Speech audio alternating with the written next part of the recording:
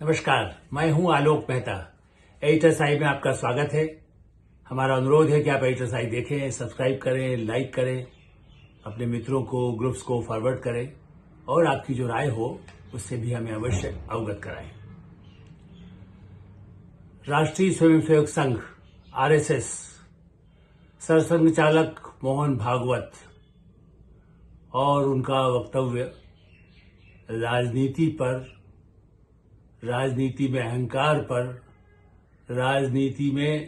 के नाम पर चुनाव के समय संघ के खिलाफ दुष्प्रचार पर और अहंकार के साथ साथ भारत की कुछ स्थितियों में मणिपुर को लेकर के भी उनकी चिंता। और इस वक्तव्य पर बहुत बहस, हंगामा मचा हुआ है। एकदम मीडिया में एक वर्ग है जो ये मानता है कि देखिए ये आईना दिखा दिया गया, प्रधानमंत्री नरेंद्र मोदी और भारतीय जनता पार्टी के लिए उन्होंने तीखी टिप्पणी कर दी। इस तरह का एक बड़ा ही दिलचस्प, जिसको कह सकते हैं, मैं उसको दिलचस्प इसलिए कह रहा हूं कि ऐसी क्या बात है। क्या राष्ट्रीय स्वयंसेवक संघ के सरसंघचालक जो उसके प्रमुख हैं वर्षों से, वो अपने स्वयंसेवकों के सामने जब संबोधित करते हैं तो वो अपने संगठन की विचारधारा और समाज, राष्ट्र में जो या अंतर्राष्ट्रीय स्थिति में भी जो हो रहा है उस पर जो टिप्पणी करे उसे सीधे सीधे चुनाव से जोड़ना या प्रधानमंत्री नरेंद्र मोदी, उनकी सरकार या भारतीय जनता पार्टी के खिलाफ ही मान लेना, क्या सही होगा? और यदि सही है तो इसका दूसरा पहलू भी है। वही वर्ग, मैं दोनों पक्षों की बात कर रहा हूं, यदि आप ये कहते हैं कि देखिए संघ नाराज है, संघ नाराज रहा है, संघ के स्वयंसेवक ने चुनाव में बड़ा, संघ की नाराजगी से ही भारतीय जनता पार्टी चुनाव में कुछ इलाकों में नहीं हारी, पूरा उतना बहुमत नहीं मिला, यदि ये सच है और मोहन भागवत जी के इस वक्तव्य को आप बहुत गंभीर सरकार और प्रधानमंत्री के विरुद्ध मानते हैं, तो फिर ये क्यों कहते हैं कि संघ ही लगाम खींचता है, संघ ही तय करता है? यही पिछले चुनाव के समय लगातार, लगभग, वैसे तो वर्षों से हो ही रहा है, मैं आज से नहीं देख रहा हूं, वो मैं उसमें नहीं जाता, लेकिन मैं ही कहता हूं कि भाई एक तरफ, और चुनाव में तो खास करके कुछ हमारे मित्र जो मेरे साथ रहे हैं और जिनके प्रति वैचारिक बद्धता में हमारे और भी उन्हें संघ के लोगों से भी उनके संबंध रहे हैं, मतलब एक वैचारिक दृष्टि से, इसलिए कि विचार की स्वतंत्रता सबको है। तो वो कहते थे कि संघ, गुरु गोलवलकर की उस किताब का जिक्र करेंगे, कभी उसकी किताब का जिक्र करेंगे, कभी कहेंगे आप देखिए ये हो रहा है, संघ ही करता है, संघ ही भारतीय जनता पार्टी को नियंत्रित करता है, संघ की नीति से ही हिंदुत्व की बातें हो रही। तो उनको तो फिर वो होना चाहिए, संघ के हिसाब से तो नहीं हो रहा है। तो दोनों पक्ष से संघ को ही फायदा है और भारतीय जनता पार्टी, प्रधानमंत्री को फायदा है। जैसा प्रधानमंत्री नरेंद्र मोदी हमेशा कहते हैं, आप एक पत्थर फेंकेंगे तो मेरे लिए बड़ा लाभदायक होता है, माने जवानी पत्थर, वो नहीं कहते पत्थर भारी है, इंदिरा गांधी को जैसा लगा था, हम भी ये नहीं कहेंगे पत्थर, मतलब इस तरह से जो उन पर राजनीतिक जब हमला होता है तो उसको या गाली दी जाती है, जो बहुत ही उनके तीखे आलोचक हैं, ये तो उनकी सहानुभूति या उनका समर्थन करने वाले या उनसे असहमति रखने वाले उनके ही संगठन में, उनके ही परिवार के लोग यदि उनकी बातें कह रहे हैं तो वो तो उससे उनको खुशी हो सकती है कि चलिए हमारी गलतियां भी यदि बता रहे हैं तो स्वीकार्य है, क्या स्वीकार्य है वो जाके अब तक बात करेंगे, कहेंगे। लेकिन उन लोगों को तो जवाब है जो कहते हैं कि संघ की सरकार चला रहा है पिछले 10 वर्षों से, या अटल बिहारी वाजपेयी की सरकार भी वही चलाता था। देखिए दोनों बातें आपकी नहीं हो सकती है कि संघ नाराज है, देखिए मतलब जो है, मतलब सब कुछ गड़बड़ है, उनकी बातें नहीं मानी जा रही, और यदि ये कहते हैं कि संघ नीति बनाता है तो वो भी बात गलत है, क्योंकि संघ नीति नहीं बनाता और संघ के ऐसा नहीं कि वो पहली बार ऐसा उन्होंने कहा हो। देखिए ये कहना कि जो राजनीति में, चुनाव में अहंकार, बड़ा लंबा भाषण चूंकि हर सरसंघचालक देते रहे, गुरु गोलवलकर जी से लेकर के जितने सरसंघचालक रहे, वो अपने स्वयंसेवकों के लिए जब जब ऐसे आयोजन होते हैं, जब उनकी नागपुर में हो या देश के विभिन्न हिस्सों में, तो वो अपने ढंग से उसको एक दिशा निर्देश या संस्कार निर्देश या आगे के क्या कार्यक्रम हो सकते हैं, वो किन क्षेत्रों में काम करें, इस पर बातें करते हैं। और उसमें राजनीति भी, चूंकि इस समय ऐसा मौका, जिस समय चुनाव के परिणाम सामने आए हैं और उनके पास भी कई स्वयंसेवकों का अपना दुख दर्द भी पहुंचा होगा और खुशियों के फूल भी पहुंचे होंगे, ऐसी स्थिति में उनका वक्तव्य को हाँ, चर्चा के लिए ठीक है, ये एक अच्छा है। ये लोकतंत्र में मेरा ख्याल है कि उसे दोनों ही पक्ष पसंद करेंगे और मैं भी कह रहा हूं। लेकिन याद रखें, चूंकि मैं समझिए 71 से हूं और इसलिए गुरु गोलवलकर जी तो संपर्क नहीं, लेकिन मैं हिंदुस्तान समाचार इसी संस्था में संवाददाता था, जो संघ के बालेश्वर अग्रवाल ही उसके प्रमुख संपादक भी थे, महानिदेशक भी थे, महाप्रबंधक भी थे। तो उनके साथ रह करके संघ के सब नेताओं से मिलना, या उसके बाद भी सरसंघ चालक रहे, उनके साथ भेंट करने के अवसर मुझे मिले, इंटरव्यू करने के अवसर भी मिले, जिसकी मैं चर्चा कर चुका हूं। इसलिए मैं कह सकता हूं कि ये कोई नई बात नहीं है, बल्कि मेरा तो मानना है अटल बिहारी वाजपेयी, चलिए मोदी जी के समय भी कुछ मनभिन्नता आती हो, कोई बातें जब चर्चा में मुलाकात, ऐसा तो नहीं है कि भागवत जी अभी अयोध्या के प्राण प्रतिष्ठा, श्री राम की मूर्ति के प्राण प्रतिष्ठा के समय भी भेंट हुई, या इसके अलावा भी कब होती है हमें तो नहीं अंदाज है। लेकिन ऐसे संवाद तो बना रहता है, भेंट भी होती है, उसमें भी कुछ बातें भी होती होंगी, कुछ सहमति है, कुछ असहमति है, वैचारिक बात होती है, लेकिन वो दिशा निर्देश नहीं देते। ये इस संदर्भ में मैं एक खुद मोहन भागवत जी का ही मेरा ख्याल 2018 का एक वक्तव्य है जो कहीं दर्ज है, इसीलिए मैंने सोचा कि प्रामाणिक हो, मैं नहीं कहूं कि मैं कह रहा हूं, चूंकि मैं संघ की तरफ से मैं कहने का अधिकारी हूं, मैं एक पत्रकार के नाते और अपने साथ जो मुझे सुनने पढ़ने वाले लोग हैं मेरे लिए जो लिखे हुए को, उनको जानकारी के लिए तथ्य से बात करूं, ये मेरा हमेशा प्रयास रहता है। ईमानदारी और प्रामाणिकता ही हमारी सबसे बड़ी शक्ति हो सकती है। और इसलिए ये मोहन भागवत जी ने कहा, एक दल विशेष में ही स्वयंसेवक क्यों हैं? उस दल में बहुत सारे पदाधिकारी, प्रधानमंत्री, राष्ट्रपति ऐसे स्वयंसेवक हो सकते हैं। इसलिए लोग जब ये कयास लगाते हैं कि नागपुर से फोन आता होगा और बात होती होगी, वह बिल्कुल गलत बात है। भागवत जी ने कहा, एक तो राजनीतिक क्षेत्र में काम करने वाले कार्यकर्ता या तो मेरी आयु वर्ग के हैं या मुझसे सीनियर हैं, और संघ कार्य का जितना मेरा अनुभव है उसमें कहीं अधिक अनुभव उनकी राजनीति का है। इसलिए उनकी अपनी राजनीति चलाने के लिए किसी की सलाह की आवश्यकता नहीं है। हम उसके बारे में कुछ नहीं जानते, हम सलाह भी नहीं दे सकते। हाँ, वे हमसे परिचित है तो एक दूसरे का हालचाल पूछते हैं, यदि उनको सलाह चाहिए तो वो पूछते हैं, यदि हम दे सकते हैं देते हैं। उनकी राजनीति पर हमारा कोई प्रभाव नहीं और सरकार की नीतियों पर भी हमारा कोई प्रभाव नहीं,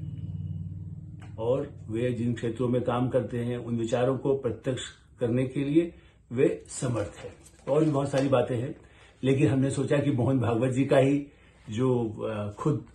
उनका ही एक तरह से संकलन है जिसमें उन्होंने अपनी बातें उनकी दर्ज है, तो उसमें से बताना बहुत ही आवश्यक है कि आप उसका भी एक संदर्भ लें कि ऐसा है नहीं। ठीक है, कुछ बातों में जब नीतिगत कुछ बातें होंगी, जम्मू कश्मीर हो या भारत पाकिस्तान हो, भारत चीन हो, अंतर्राष्ट्रीय मामले हो, भारत में क्षेत्रीय दलों, क्षेत्रीय अस्मिता का सवाल हो, पूर्वोत्तर का क्षेत्र हो, दक्षिण भारत हो, उत्तर भारत हो, और सबसे बड़ा मथुरा, काशी, अयोध्या, ये जो मुद्दे रहे हैं वो संघ और भाजपा, भारतीय जनसंघ और उससे जुड़े हुए जितने लोग या उनसे और सहानुभूति रखने वाले लोगों के लिए मुद्दा रहा है। तो उसमें तो कोई राष्ट्रवाद, आप कह सकते हैं कि राष्ट्रवाद का मुद्दा नहीं हो, वो संघ से निकले हैं क्या? और ऐसे कि जैसा ही मैंने अटल बिहारी वाजपेयी के संदर्भ में कहा कि उनके तो सुदर्शन जी से भी कई बार बाहर रिपोर्ट्स आती थी कि कुछ बड़ी गहरी मनभिन्नता हो जाती थी, नाराज भी हो जाते थे। देवरस जी थे, तो ऐसे संघ चालक रहे हैं जिनके साथ कई बार स्वदेशी जागरण मंच, दत्तोपंत ठेंगड़ी अटल जी की सरकार की ही बड़े आलोचक थे, जबकि वो बहुत सीनियर संघ के ही प्रचारक भी रहे और संस्था के बने स्वदेशी जागरण मंच, और उनका बड़ा सम्मान था। नानाजी देशमुख कई मामलों में असहमत होते थे। तो ये कहना कि उससे कोई टकराव हो गया और बिल्कुल बर्बाद हो गया और बिल्कुल, हाँ, सुर्खियों में अब इलेक्ट्रॉनिक मीडिया का जमाना है, यूट्यूबर भी है, हम जो लोग अपने यूट्यूब पर कहते हैं या चैनल में बोलते हैं या अखबार में लिखते हैं, हिंदी में लिखते हैं, अंग्रेजी में लिखते हैं, कहीं मराठी में छपता। लेकिन हमारा ये कहना है कि जिस तरह की बातें हैं उसमें अपने दर्शकों, पाठकों के साथ तो न्याय करना हमारा भी कर्तव्य है। खाली उसको सनसनीखेज बनाना, टैबलॉइड जर्नलिज्म जो है वो मीडिया में इतना अधिक हो गया, हर चीज को यदि नाक इधर से नहीं पकड़ना है तो उधर से पकड़ना है। सरकार के एक बार संघ के ही स्वयंसेवक रहे, बिल्कुल बहुत समर्पित, वैसे अटल जी भी थे ही, प्रचारक भी थे, अडवाणी जी भी थे, लालकृष्ण अडवाणी, लेकिन नरेंद्र मोदी जी जिस ढंग से तीसरी बार प्रधानमंत्री बने और 13 साल 14 साल वो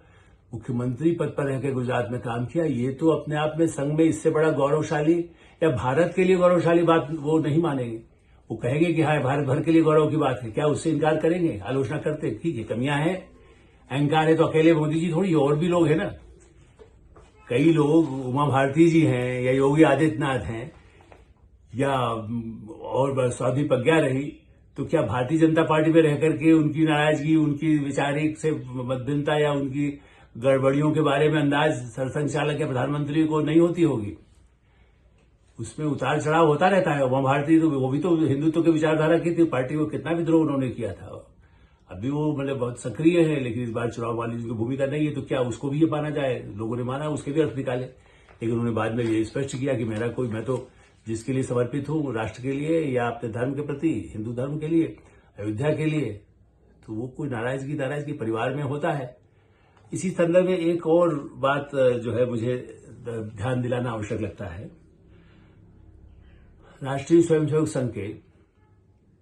सरसंघ चालक श्री गुरु गोलवलकर जी ने 25 जून 1956 को ऑर्गेनाइजर, जो संघ का ही उस समय का एक पत्र है, आज भी है, वो अंग्रेजी का पत्र है, उसमें स्पष्ट किया था बाकायदा, जो मैं आपको कोट करके बता रहा हूं। संघ कभी भी किसी राजनीतिक दल का स्वयंसेवी संगठन नहीं बनेगा और जनसंघ एवं संघ के बीच निकट का संबंध है। हम दोनों कोई बड़ा निर्णय परामर्श के बिना नहीं करते, परंतु इस बात का ध्यान रखते हैं कि हम दोनों की स्वायत्तता बनी रहे। लोकतंत्र में प्रत्यक्ष राजनीति के पीछे सांस्कृतिक संगठन का शुभाशीष और अंकुश दोनों रहना अगर राजनीति है, तो ऐसी राजनीति लोकतंत्र के हित में है। इसलिए मैंने दोनों बातें आपके सामने रखी, चाहे वो गुरु गोलवलकर हो, चाहे मोहन भागवत जी हो, या प्रधानमंत्री नरेंद्र मोदी हो। नितिन गडकरी जी नागपुर के प्रतिनिधि भी है, सांसद हैं, मंत्री है, वो या और बड़े मंत्री भी, राजनाथ सिंह जी है या नरेंद्र मोदी जी हैं, कभी छुपाया क्या कि हम संघ से हमारे संबंध नहीं है? बल्कि अपने दर्शकों के लिए मैं ये भी कहूंगा कि यदि उसको अन्यथा न लिया जाए, तो मेरी जानकारी है कि कई बार जब श्री नरेंद्र मोदी राष्ट्रीय स्वयंसेवक संघ में रहे, तो वो बैठकों में बड़े उस समय के जो सरकारवाह है या सरसंघ चालक है, उनके सामने बैठकों में भी कुछ ऐसे सवाल उठाते रहते थे, उठ करके, वो जैसे कहते ना जिज्ञासा, उस पर तो आप कह सकते हैं उनको तो निकाल दिया जाता संघ से कि भाई आप क्या बात है, आप जैसे सवाल पूछते हैं। तो वो खुद उस सवाल पूछने के आदी है, और उनसे कोई सवाल पूछे, यदि उन्हें मालूम है कि ये इनके पूर्वाग्रह निजी नहीं है, यदि उनके पूर्वाग्रह किसी व्यक्ति विशेष को लेकर के नहीं है, एक समाज की चिंता के साथ है, हितों के साथ है, और मतभिन्नता का अधिकार उनको भी है। हिम्मत होना चाहिए, कि साहस होना चाहिए कि आप उनकी मतभिन्नता को कहां सार्वजनिक करें, कहां न करें। मैं इसकी बात में सहमत हो सकता हूं कि कई बार उससे कुछ हानि भी होती है, कई बार उस टकराव की स्थिति पैदा होती है, खास करके स्वयंसेवकों में या जो समर्थक है पार्टी के हैं, उनको लगता है कि बड़ा टकराव है। क्या सभी संघ की इच्छा से मंत्री बनते हैं, या सभी उनके सांसद या विधायक बनते हैं, क्या पार्टी के पदाधिकारी बनते हैं? कुछ उनको ध्यान रखा जाता है, उनकी पृष्ठभूमि यदि संघ की है, विचार मिलता है तो रहे, या नहीं है। कई नए, इस बार भी ये मुद्दा उठा कि कई लोग बाहर के दल के आ गए, इसलिए संघ के लोग नाराज हैं। लेकिन लोग तो नरसिंह राव जी के समय में अयोध्या की घटना के लोग उनको कहते थे, वो तो दीपक पहनते, वो भी नागपुर में रहे थे। नरसिंह राव, ये बहुत कम लोग जानते हैं, उनको भी कहा जाता था कभी संघ में रहे। वैसे कितने ही नेताओं को मैं जानता हूं जो कांग्रेस में रहे, लेकिन कभी संघ में कभी रहे, प्राथमिक या शाखा में गए, उसके बाद कांग्रेस में रहे, तो विभिन्न दलों में। और बल्कि संघ के प्रमुख ये कहते रहे हैं कि भाई अब कोई जरूरी है वो भारतीय जनसंघ में नहीं हो, भारतीय जनता पार्टी में ना हो, वो सोशलिस्ट पार्टी में जा सकता है, वो कांग्रेस में जा सकता है। यदि उसको वैचारिक ढंग से यहाँ का यही सब उसके विचार उसको उसके अनुकूल लगते हैं, उस पार्टी में जा सकता है। और ईमानदारी, शुचिता, राष्ट्रवाद, यदि इन सब मानदंडों के हिसाब से कोई किस पार्टी में रहता है, आज भी वो आवश्यक है। सत्ता में कमियां होंगी, अनंत काल तक होंगी, राम राज्य से लेकर के आज के राज तक, जिसको कह सकते हैं आज का जो मोदी राज्य है, उसकी भी आप कुछ न कुछ कह सकते हैं। तो उसके लिए तो मन की बात कह करके हजारों पत्र मंगवाते हैं खुद प्रधानमंत्री कि आप कहें कि हमें ये सुविधा नहीं मिल रही है, ये हमें लाभ नहीं मिला है। पूरा पीएमओ को उन्होंने तीसरी बार शपथ लेने के बाद उन्होंने पहला काम यही किया अपने प्रधानमंत्री सचिवालय को कि आप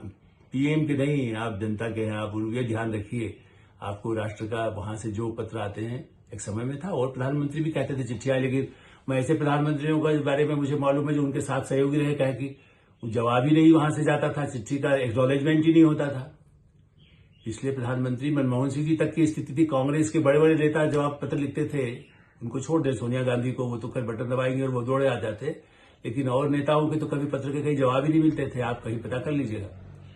तो कम से कम यहाँ ये तो है कि आपकी पत्र मिला, उसके बाद ये कार्रवाई की जाएगी, किसी न किसी जगह पहुंचेगा, सामान्य आदमी का भी पहुंच सकता है। तो ये प्रधानमंत्री हो या संघ हो, उसमें मतभिन्नता होना, निराशा होना, ये कोई बहुत ही ऐसा मैं गंभीर मुद्दा नहीं मानता। और देश के सामने अभी राष्ट्रवाद, सुरक्षा का मुद्दा, हिंदुत्व का मुद्दा, समान नागरिक संहिता का जो सबसे बड़ा, जिसके लिए जनसंघ या संघ हमेशा कहता रहा है, उस तरह की जो बातें हैं, न्याय संहिता बनी है, गृह मंत्री अमित शाह जिस ढंग से काम कर रहे हैं, वो वापस उनको वही कार्यभार मिला है। एस जयशंकर जो विदेश मंत्री बने हैं, वो वही अंतर्राष्ट्रीय संबंधों में, उसी विचारधारा में भारत राष्ट्र की कैसे संप्रभुता और शक्ति को बढ़ती रहे, और उसका पूरी अंतर्राष्ट्रीय उसमें अब फिर से प्रधानमंत्री नरेंद्र मोदी जा रहे हैं। तो उसके बाद क्या संघ नाराज है? संघ नाराज रहेगा? भारत का झंडा बुलंद होगा तो तिरंगे की शान यदि बढ़ेगी और भारत की शान बढ़ेगी। ये सही है कि सबको वैचारिक अपनी मतभिन्नता रखना, या अपने और कार्यकर्ताओं का, लाखों कार्यकर्ता होते हैं हर पार्टी में, हर संगठन के, राष्ट्रीय स्वयंसेवक संघ के भी, ये बात चिंता पड़े। चुनाव में क्या हुआ उसकी समीक्षा तो वो करेंगे, वो अपनी जगह, हम उस पर नहीं जा रहे, वो उनका दोनों का काम है। किसकी गलती है, योगी जी की गलती थी कि संगठन की गलती थी कि महाराष्ट्र में किसकी गलती थी, शिवसेना ने क्या किया, ये सब एक विचार की बात है, वो होती रहे। मैं तो यही कहूंगा, बातों का बतंगड़ न बनाए, देश प्रजातंत्र मजबूत रहे, यही हमारी कामना है। HSI में हम विराम देते हैं। आप HSI देखते रहें, सब्सक्राइब करें, लाइक करें और अपने मित्रों को अवश्य भिजवाएं। धन्यवाद, नमस्कार।